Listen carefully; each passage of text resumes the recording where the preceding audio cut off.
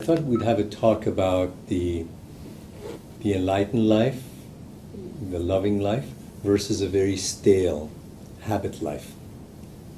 If you think about it, every single moment in life is changing all the time. In other words, definition of the moment is that everything is changing constantly. Every moment is completely fresh. There's nothing in nature that repeats itself. And what we humans do, or some of us, we take a moment and we insist on making it predictable and repetitive. That's what we do with our habit mind. And what we're doing is we're forcefully twisting the arm of nature and breaking natural law to make a moment predictable and repetitive. There's no such thing as a stagnating, repetitive moment in nature. But we have something called the subconscious mind. The subconscious mind is the part of the mind that contains all of our childhood memories, teenagehood memories, the beliefs and habits we inherited from our parents, the social rules that we pick up from society. And all of this stuff socializes us, meaning from the age of birth to 7, we're brainwashed by programming. The programming comes from our parents, our school teachers, previous generations, and our society. And once that programming is in, you walk into the woods here, and instead of seeing the freshness, you're superimposing your programmed mind on this moment. And it's completely against natural law, because the trees and the squirrels, they just want to have freshness of the moment from moment to moment. That's what the squirrel understands. We walk in, we superimpose our pre-programmed mind on this moment. So for example, if you're worried about your mortgage loan, you walk into the woods, you're superimposing your worry of your mortgage on the woods. The woods are no longer fresh. And that's called a habit life. A habit life is very stale and repetitive. Even with your friends, if you're a habit-oriented person, you'll even insist on a group of friends that are old friends. You know how they're going to behave. They might be from the same social class, the same level of education. And by hanging around those friends, you're stopping the opportunity of meeting friends from other walks of life, different ages, different societies, and so forth. The beautiful life is exactly the opposite of the habit life. In the beautiful life, you're following the breath at the bridge between the nostrils, and by following the breath, you're very much in the moment. Whenever you're breath mindful, you're mindful of the moment. The other thing you do in a beautiful life, you keep your eyes on the mind. We say you mind the mind. Every time you pay attention to your mind, you step into the moment. But if you let the mind just run loose, what happens is the same old subconscious mind takes over and superimposes old beliefs, old habits, obsessions, addictions, predictions. It superimposes those on the fresh moment. The beautiful life is lived by somebody who's reinventing themselves moment by moment to adapt to the needs of this moment. This morning we said a graduation party has one unique set of needs, a funeral has a different set of needs, a birthday party has yet a third set of needs. Whenever you're stepping into the moment, that moment has some needs. Sometimes you have to be quiet, sometimes you have to be boisterous, sometimes you're sitting and contemplating, other times you're very action-filled. And therefore every moment has its own requirements. A beautiful life is lived by somebody who's constantly reinventing themselves in order to meet the needs of the moment. Meaning that person has no preconceived ideas about how to live today when they wake up. You're now at beautiful Yogaville. There's the James River and some woods behind you. These woods are breathing and moving moment by moment. If you're not moving with this moment, then you're stale. A stale person is worried and anxious. Let me tell you what our ego does. Our ego looks at this moment and then predicts the next moment. And if the ego sees a gap between now and the future, the ego doesn't like this gap. It gets worried about a gap in time. So here's today, here's tomorrow. The ego says, uh-oh, there's a gap here, and I don't know what's going to happen between today and tomorrow. What the ego does, it fills that gap with fear and worry. This is a beautiful definition of fear and worry. Fear and worry are like cement that you pour into the gap between today and tomorrow. That's what the ego does. Ego says, I have no idea what's going to happen tomorrow, and I don't like this gap. So I'm going to fill it up with fear and worry. It's so dumb that it thinks it's going to feel better if it fills the gap of the unknown with fear and worry. The problem with fear and worry, they're like termites. Fear and worry eat into the best moments of your life. It's exactly like a termite, the way it eats into a building. And you know, most people have never had one worry come out true from kindergarten up to this point. That's the problem with worry.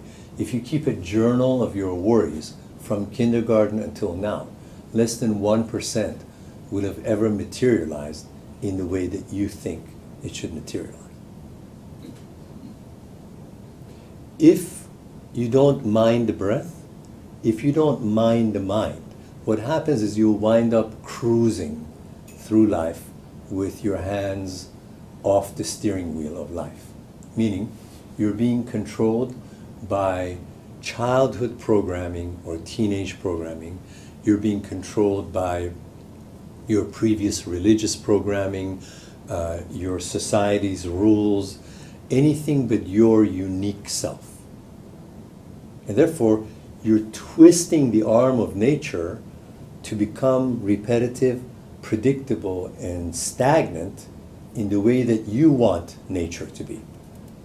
And nature will not cooperate because you're breaking natural law.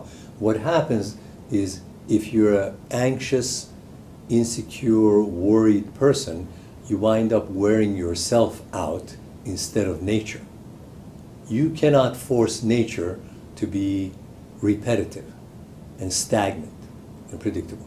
What you're doing actually, you're stopping yourself from meeting thousands of new people, looking at many new opportunities, partaking in adventures, opportunities, and so forth. Why do we love children so much? Because a child wakes up at Yogaville, looks at the day, and is completely open to whatever the day is going to bring. A child does not insist on filling the gap between right now and noontime with worry. Child doesn't do that. Child is just open. What does a beautiful person do? They have an open heart. They invest on what's lasting. Look at your life and see which parts of your life are lasting. Love is more lasting than a Mercedes-Benz. Look at all the elements. Your grandchild is more lasting than a vacation home in terms of a real lasting force. That's what I'm saying. So a beautiful person figures out what's lasting. They invest in the lasting parts of life. They invest in love instead of fear and worry, which are passing. They invest in breaking through their comfort zone. A habit person is a very lazy person, if you think about it. People stuck in habit are very lazy because they don't want to step out of their comfort zones. You have a zone of comfort. It means my social class, people who have the same skin color skin that I do, people in my own neighborhood, people of my own nationality. This makes up your comfort zone. And you get very anxious stepping out of what you're used to. And when you don't step out of what you're used to, you're being lazy. And in nature, there's nothing lazy. In nature, the atom is moving. The trees and the leaves are changing colors. The birds grow up and they leave their nest. There's no dependency like that. So a habit-oriented person breaks natural law. They're lazy. They don't step beyond their zone of comfort to see what potential growth is there. And the good news is there really isn't no enemy waiting for you outside of your circle of comfort. It's just you who feels uncomfortable stepping out of your neighborhood. But in most situations, outside your comfort zone, there's no real danger. It's just your ego who says, this is my neighborhood, that's the other neighborhood. In this gap, I'm going to pour in fear and worry. That's what the ego does. That's really the difference between a beautiful life and a habit life. Habit life is lived with hands off the steering wheel. You're cruising, half asleep, breaking natural law, insisting each day to repeat, be stagnant and familiar, right down to your circle of friends. The beautiful life, every day you have no idea what the day has in store for you. You're open, your heart is open. You want to meet new people. You want to see what new adventures hold. You try out new beliefs to see what that does to your growth. And you're definitely interested in who you could be. As a last comment, I'll tell you, I watched a film on 5 champion sports people, champion tennis players, champion golfers. The 5 of them all had the same thing to say without knowing what the other was going to say. All 5 of them said, ever since we were little children, we had this tendency to see whether we could challenge ourselves beyond our current self to see how many other greater selves we had. None of them said we're playing against a competitor. All of them said when we're doing sports, we want to see if we can become one level better as compared to ourselves. And this is stepping out into the unknown. If you're a tennis player and you're curious about who is the better tennis player within yourself, you're interested in stepping into the unknown. That's a beautiful life. So you find your life purpose, you follow your life purpose, you keep an open heart, you step into the day without knowing what the day has in store for you, you trust the flow of the day, you invest in people, in love, and you are definitely interested in all of the hidden layers that are already within you. We will have more talks like this. I bid you a good day.